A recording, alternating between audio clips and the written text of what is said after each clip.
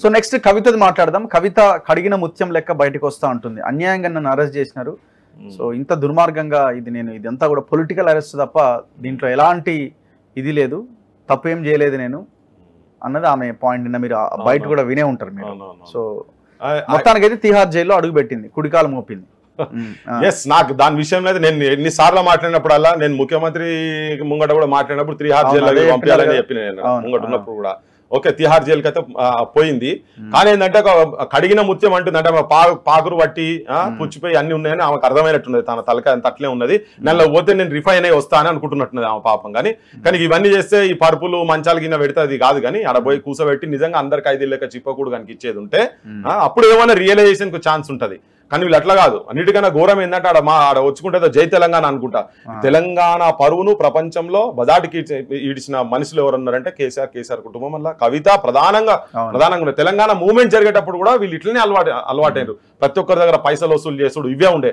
అవేంటంటే అప్పుడు ఉద్యమం ఉన్నది కాబట్టి దాని ముసుగులో ఎవరు కూడా మాట్లాడలేని పరిస్థితి ఉండే. ప్రభుత్వాలకు వచ్చిన తర్వాత కూడా వీళ్ళు అదే పని చేసి ప్రక్షాళన వాళ్ళకు, అంటే వాళ్ళకు ఆత్మవిమర్శ ఉండదు, వాళ్ళు చెయ్యరు.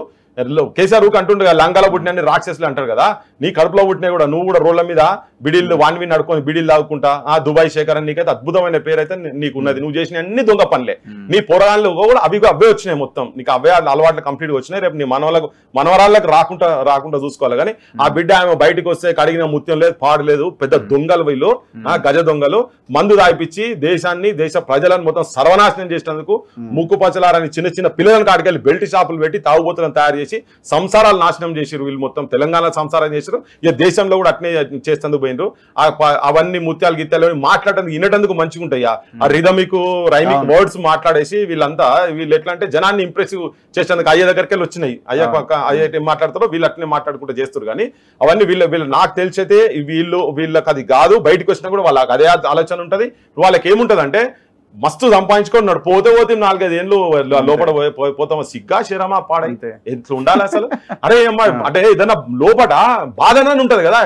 వాళ్ళు చేసిన అన్ని కూడా మేము బరాబర్ చేస్తామని అనే లెక్కలు ఏదైతే మైండ్ సెట్ తోటి వాళ్ళు ఉన్నారు కదా Kavitha, they are well trained, complete train అయి ఉన్నది ఆ పిల్ల. కవిత అనే పిల్ల కంప్లీట్ ట్రైన్ అయి ఉన్నది. మంచిగా పోయి చెప్తారు కదా బరిగెలు పట్టుకొని కొట్టాలనే లెక్కల అవి అందరి మామూలు వాళ్ళకి చేసినట్టుగా వీళ్ళకి కూడా చేసేది ఉంటే రియలైజేషన్ వస్తుంది కావచ్చు. కానీ బయటకు వచ్చినాక కూడా ఇంకా కూడా గదే కూడా నీకు మైలం కావచ్చు, బురద కావచ్చు, అన్ని నీ మనసులో, నీ మైండ్లో, నీ క్యారెక్టర్లే పాడై అట్లా దరిద్రం ఆలోచనలు అట్లా ఉన్నాయి కాబట్టి ఆ పనులు చేసింది. బతుకమ్మ పెట్టే చేతులతోటి నువ్వు బతుకమ్మ నేనే కనిపెట్టినా అన్న లెక్కల మీ అయ్య నిన్ను తయారు చేసి నువ్వు కూడా అట్లా పోయినావు కదా. వేరే దేశాలకు పోయి పైసలు వసూలు చేసుకుని వచ్చినావు కదా. అసలు బుద్ధి ఏమన్నా తలకాయ ఉన్నదా ఆమెకు? ఏం చదువుకున్నారు వీళ్ళు?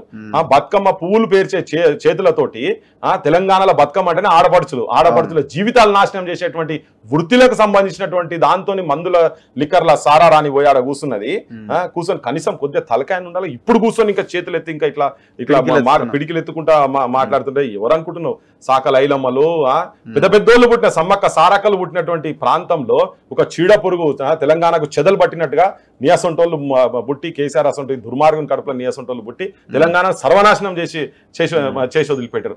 ఆమె ఇవన్నీ ఈ మాటలన్నీ పిచ్చి మాటలు. వాళ్ళకు అటువంటి వాళ్ళకు ప్రాయశ్చిత్తం కాదు. నిజంగా ముత్యమను అనిపించుకునేది ఉంటే నువ్వు నీ అయ్యా మీరందరూ సంపాదించిన ఆస్తులన్నీ మొత్తం తీసుకొచ్చి తెలంగాణ ప్రజలకు, లేకపోతే తెలంగాణలో ఉంటే మొత్తం వాళ్ళందరికీ రాసి ఇచ్చేసేయండి. అప్పుడు మీరు నిజంగా కూడా ముత్యం అని చెప్పి బయటకు వచ్చినట్టయితే ప్రజలు అనుకుంటారు. అప్పటిదాకా మీ మీద ప్రజలకు ఎక్కడ కూడా గింత కూడా కనికరం అంటూ ఉండకూడదు. ఎవరు కూడా జాలి పడకుండ్రమ్మా, మీకు దండం పెట్టి చెప్తున్నా, ఇటువంటి వాళ్ళ గురించి జాలి పడకుండ్రి. మన ఇళ్ళకి అక్కడికి వచ్చేవాడన్న పక్కోడు పిప్పర్మెంట్, నీ కొడుకో బిడ్డ దగ్గర పిప్పర్మెంట్ తీసుకపోతేనే వాని మీదకి కట్టెపట్టుకొని పోతారు. ఇలా మన సంపదను మొత్తం మన జీవితాలను, పిల్లల జీవితాలను, బతుకులను నాశనం చేసేటువంటి పనులు వీళ్ళు చేశారు. వీళ్ళు గజ దొంగలు, కిరాయి, అన్ని నువ్వు ఏమేమి ఉంటావు అన్నిటికన్నా పెద్ద దొంగలు వీళ్ళు మొత్తము. వీళ్ళని ఏ కోసాన్ని కూడా వీళ్ళు కూడా ఎక్కడన్నా కూడా గింత ఎప్పుడైనా గోసలో ముఖం పెట్టి మాట్లాడినా కానీ వీళ్ళని మాత్రం తెలంగాణ ప్రజలు మాత్రం నమ్మాల్సిన అవసరం లేదు. నమ్మొద్దని దండం పెట్టి చెప్తున్నారు తెలంగాణ.